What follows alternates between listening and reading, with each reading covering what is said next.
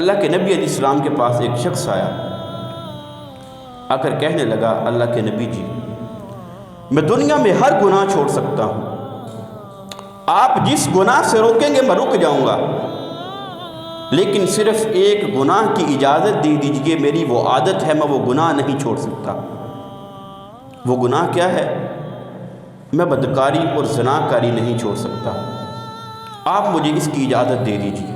نبی علیہ السلام نے اس شخص کی یہ بات سن کر اس پر فتویٰ بازی نہیں کی، اس کو شرمندہ نہیں کیا۔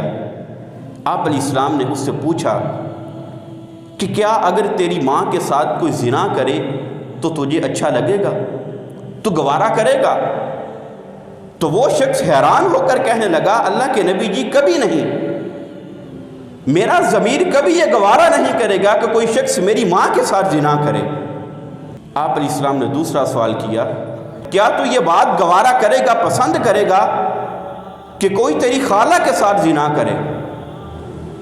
اس شخص نے کہا، اللہ کے نبی جی خالہ ماں کی طرح ہوتی ہے، میں اس بات کو پسند نہیں کرتا کہ میری خالہ کے ساتھ کوئی زنا کرے۔ نبی علیہ السلام نے تیسرا سوال کیا، آپ علیہ السلام نے فرمایا، کیا تو پسند کرے گا کہ کوئی تیری بیٹی کے ساتھ زنا کرے؟ فرمانے لگا، کبھی نہیں، کبھی پسند نہیں کروں گا۔ آپ علیہ السلام نے چوتھا سوال کیا کہ کیا تو پسند کرے گا کہ تیری بہن کے ساتھ کوئی زنا کرے، بدکاری کرے؟ کہنے لگا، اللہ کے نبی جی کبھی نہیں، میں یہ بات کبھی پسند نہیں کروں گا کہ کوئی میری ماں کے ساتھ، میری خالہ کے ساتھ، میری بیٹی کے ساتھ، میری بہن کے ساتھ زنا کرے۔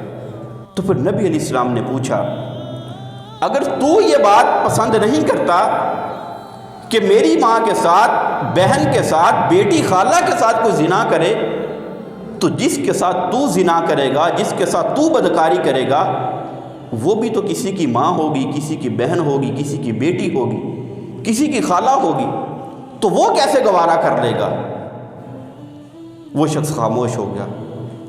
نبی علیہ السلام نے اس کے سینے پر ہاتھ رکھا اور اس کو دعا دی، اللہم اغفر ذنبہ وحسن فرجہ وطہر قلبہ، اے اللہ اس کے گناہ معاف فرما دے، وحسن فرجہ، اور اس کی شرمگاہ کو پاکیزہ کر دے، وطہر قلبہ، اور گناہوں سے اس کے دل کو پاک صاف اور پاکیزہ کر دے۔ صحابہ کرام فرماتے ہیں، اس شخص نے اپنے اس گناہ سے اس طرح توبہ کی کہ وہ شخص کبھی بھی بدکاری، زنا کے قریب تک نہیں گیا۔ تو دیکھیں، وہ شخص جو بارگاہ رسالت کے اندر آیا تھا، اس کی گناہ زنا اور بدکاری کرنا عادت بن چکی تھی، لیکن میرے نبی نے اس کی تعلیم اور تربیت اس طرح کی، اسلوب اور انداز یہ اختیار کیا کہ وہ شخص کہتا ہے کہ میرے دل کے اندر کبھی بھی اس گناہ کے بارے میں خیال تک نہیں آیا۔ تو ہم بھی اسی نبی کے امتی ہیں، ہم بھی اسی نبی کا کلمہ پڑھنے والے ہیں۔